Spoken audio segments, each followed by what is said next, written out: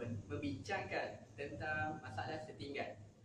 Okey, di sebelah kanan saya, salah seorang panel yang saya jemput adalah Profesor Muhammad Syazwan bin Sa'ari, iaitu seorang pensyarah Universiti Kebahasaan Malaysia. Dan yang hujung sana adalah Muhammad Azrul Ashraf bin Muhammad Yazid, seorang alumni Universiti Kebahasaan Malaysia. Okey, tanpa melengahkan masa lagi, saya mempersilakan Profesor Muhammad Syazwan untuk menerangkan apa itu setinggan. Dipersilakan. Terima kasih kepada Tuan Moderator dan juga Encik Ashraf. Okey, penempatan setinggan secara umumnya kita boleh merujuk kepada segolongan orang yang mendiami atau dia menduduki tanah secara haram atau melalui cara yang tidak sah dari segi undang-undang. Selalunya penempatan setinggan ni dia ada dekat bandar-bandar besar seperti Kuala Lumpur, Johor Bahru, Sabah dan Sarawak. Dan kebanyakannya dia ada dekat pinggiran pantai, dekat resort kereta api, resort tanah yang orang cakap belum dibangunkan lagi. Disebabkan oleh setinggan ni banyak kejadian-kejadian yang tidak diingini berlaku. Salah satunya dia boleh merosakkan imej negara kita. Okey, terima kasih Profesor Muhammad Syazwan. Seterusnya saya akan mempersilakan Encik Ashraf untuk menerangkan apa kesan setinggan dalam negara kita. Okey, dipersilakan. Okey, terima kasih kepada moderator dan juga panel Syazwan. Profesor Syazwan ya. Yes. Okey, seperti yang telah dibincangkan dan diterangkan oleh Profesor Syazwan, kesannya lebih umum terhadap negara kita seperti imej negara, dan saya boleh tambah lagi seperti mungkin ada masalah-masalah setinggan seperti penempatan di tempat kereta api akan menyebabkan pembalangan yang tak diingini. Jadi saya sebagai bekas pelajar Universiti Kebahasaan Malaysia dalam fakulti ekonomi dan pengurusan, ini kaitan dengan kesan terhadap ekonomi negara kita, iaitu setinggan ni dia duduk di kawasan kerajaan atau dia kata melanggar undang-undang, jadi dia membuat masalah untuk dalam pembinaan perumahan-perumahan, kemajuan perumahan. Jadi bilanya pembinaan tinggi dan berdasarkan analisis daripada Jabatan Penilaian dan Pemerhatian Harta, kita boleh tengok, kita boleh dapatkan analisis bahawa 70% permintaan perumahan adalah di kawasan bandar seperti Encik Syazwan beritahu tadi. Jadi bilanya terdapat permintaan yang tinggi dan penawaran rendah sebab kita tak ada tempat nak buat kemajuan dalam perumahan pembinaan, jadi harga akan meningkat. Dan mengikut data analisis, pada suku pertama 2014 telah berlaku 2 kali ganda peningkatan harga dalam kemajuan rumah, iaitu daripada 500,000 hingga 1 juta. Itu juga tambahan unit juga meningkat 2 kali ganda daripada 264 hingga 500 lebih ribu. Jadi kesannya kita boleh lihat bahawa bila setinggan ni dia duduk di kawasan yang terlarang dan melanggar undang-undang, jadi kita tak boleh nak majukan tempat rumah itu, dan dia akan meningkatkan harga kawasan rumah, dan masyarakat-masyarakat yang tak bersalah lain akan juga terlibat dengan susahnya membeli rumah dalam ekonomi yang sekarang agak sukar. Okey, terima kasih kepada Encik Ashraf. Okey, seterusnya mari kita lihat apa pendapat rakyat Malaysia tentang apa yang mereka faham tentang setinggan dan apa kesan setinggan dalam negara kita. Okey, saksikan.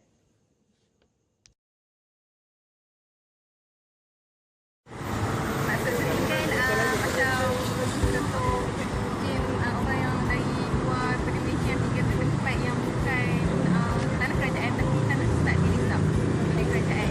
Maknanya tanah tu mungkin tanah milik orang lain, tapi dia orang tak dapat hak milik yang setinggan itu.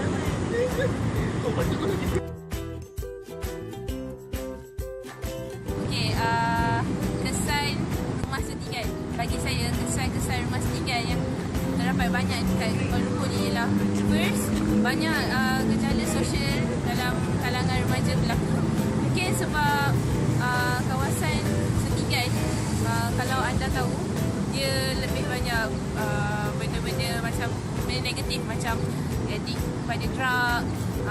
smoking. Jadi dia terpengaruh kepada golongan remaja. And then second, apa lagi second, pasal kesan-kesan rumah setinggan ni, dia bila kita tengok daripada view atas, dia nampak buruk dia nampak buruk. So dia macam daripada bangunan cantik-cantik, lepas tiba ada bangunan rumah setinggan ni, dia macam memburukkan suasana. Yang faham kepada Encik Ashraf adalah apabila masalah pendidikan tersebut akan menyebabkan harga perumahan pada kawasan tersebut akan melonjak tinggi. Itu boleh menyebabkan pelbagai keburukan untuk orang lain juga kan. Okey, seterusnya saya mempersilakan Profesor Muhammad Syazwan kembali untuk menerangkan apa faktor-faktor yang menyebabkan setinggan berlaku. Okey, dipersilakan. Terdapat banyak faktor yang mendorong wujudnya penempatan ini.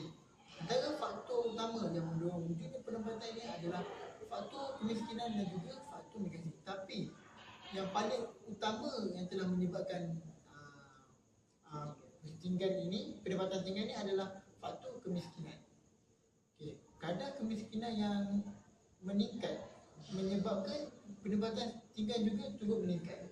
Okay, kemiskinan ni apa yang saya boleh tafsir adalah seseorang itu dia tidak berupaya untuk memenuhi keperluan asas minimum kehidupan mereka. Ini juga kerana kos sara hidup yang semakin meningkat di kawasan bandar telah memberi tekanan yang besar pada mereka yang golongan berpendapatan rendah. So, mereka telah mencari alternatif lain untuk menampung keperluan mereka di kawasan bandar. Oleh itu, pendapatan setinggan telah menjadi salah satu alternatif yang utama untuk golongan ini untuk terus menampung keperluan mereka di kawasan bandar. Tambah pula, kos sara hidup sering meningkat saban tahun di negara kita ini. Disebabkan itu, pendapatan setinggan akan semakin berleluasa di dalam negara kita ini. Okay, faktor kedua, berlakunya masalah pendapatan setinggan ni adalah disebabkan oleh faktor migrasi. Berdasarkan fakta yang telah saya dapat pada awal tahun 2014 lepas, telah berlaku kemasukan secara besar-besaran ke kawasan bandar. Ianya juga turut menyebabkan berlakunya peningkatan dalam masalah pendapatan setinggan ini. Kebanjiran penduduk datang ke dalam bandar dalam satu masa tanpa dikawal oleh kerajaan telah menyebabkan masalah pendapatan setinggan ini semakin serius.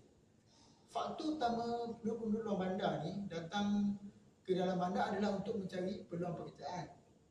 Sudah semestinya sebelum mendapat pekerjaan, sudah semestinya mereka akan mencari penempatan setinggan untuk menjadikan tempat mereka berlindung kerana mereka tidak mempunyai apa-apa lagi pendapatan. So mereka hanya memerlukan pendapatan yang kos rendah atau setinggan ni saya tak ada kos lain sebab sewa pun tak ada. Cuma mungkin bil air, bil elektrik pun mungkin mereka curi, mungkinlah sebab tak tahu sangat kan tentang itu. Okey, dalam waktu yang sama juga migrasi migrasi antarabangsa seperti pendatang asing juga turut menyumbang perkara yang sama seperti migrasi dalam tadi, dan juga turut akan menyebabkan masalah pendapatan setinggan ni menjadi lebih berleluasa. Terima kasih Profesor Syazwan. Jadi apa yang saya faham, setinggan ni memberi pelbagai keburukan kepada negara ataupun rakyat tempatan kerana pendatang tanpa izin ni boleh menyebabkan pelbagai kes-kes jenayah ataupun kes-kes yang tidak diingini oleh semua orang. Okey, jadi perkara sebegini perlu dibendung kerana tidak mahu lebih berleluasa. Okay, untuk bahagian ini saya mempersilakan kembali Encik Ashraf untuk menjelaskan bagaimana pihak kerajaan atau pihak-pihak apa sahaja untuk membendung masalah setinggan ini di dalam negara kita. Okey, silakan. Okey, bagi menangani masalah setinggan ini, kerajaan telah membuat melepaskan undang-undang untuk mengharamkan setinggan ini dan telah mengusir semua yang penduduk setinggan dan juga telah menggut untuk merobohkan kawasan-kawasan setinggan dan di situ telah membuatkan mereka takut dan beredar secara sendiri. Namun begitu, terdapat juga penduduk-penduduk setinggan yang degil dan dengan alasan mereka seperti mana kami nak pergi, mana tujuan kami mana. Jadi dengan itu bagi saya cara untuk kita menangani ini ialah dengan kerajaan perlu membuat perumahan yang kos rendah supaya mereka mampu untuk membeli untuk menampung kehidupan mereka. Dan juga untuk kita kaitkan dengan dari segi menjana ekonomi, kita boleh buat perumahan dan berdekatan dengan tempat-tempat mereka untuk menghasilkan pekerjaan. Kita boleh bagi mereka peluang pekerjaan supaya kita dapat selesaikan masalah setinggan ini dan juga kita boleh jaga ekonomi kita dan tiada lagi masalah ketiadaan kerja, pengangguran. Jadi itu saja saya punya Sebelum meneruskan lagi forum kita pada hari ini, mari kita saksikan video mengenai pendapat rakyat Malaysia tentang faktor yang berlakunya setinggan dan bagaimana cara mengatasi masalah setinggan tersebut. Okay, mari kita saksikan.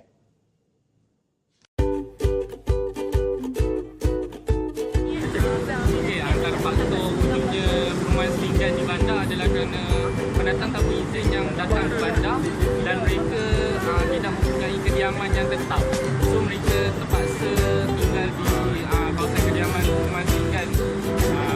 Untuk poin yang kedua, contohnya orang luar bandar yang datang ke bandar, mereka tidak dapat mengikut gaya hidup bandar kerana taraf hidup yang terlalu tinggi dan mereka tidak dapat sara diri mereka.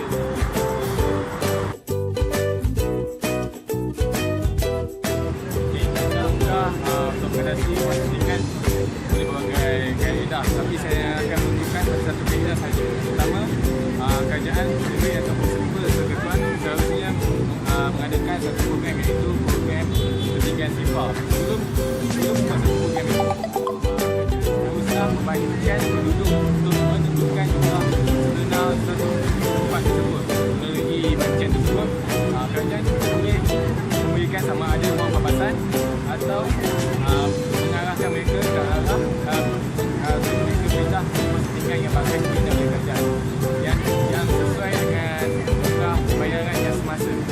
Oleh itu rumah setinggan ini insya-Allah boleh buka. Terima kasih kepada ahli panel Profesor Muhammad Syazwan dengan Encik Ashraf kerana memberi pendapat tentang masalah setinggan ini. Jadi secara kesimpulannya, setinggan ini memberi pelbagai masalah kepada rakyat, negara. Oleh itu, bagi pendapat saya, masalah ini perlu diatasi supaya perkara-perkara yang tidak diingini seperti masalah ekonomi terutamanya tidak menjejaskan apa-apa yang ada dalam negara. Maksud saya, setinggan ini boleh menyebabkan ekonomi jatuh. Contohnya apa yang salah seorang panel kita cakap tadi mengenai tanah yang sepatutnya digunakan untuk pembangunan, tapi mereka menggunakan tanah tersebut untuk membuat penempatan secara tidak sah.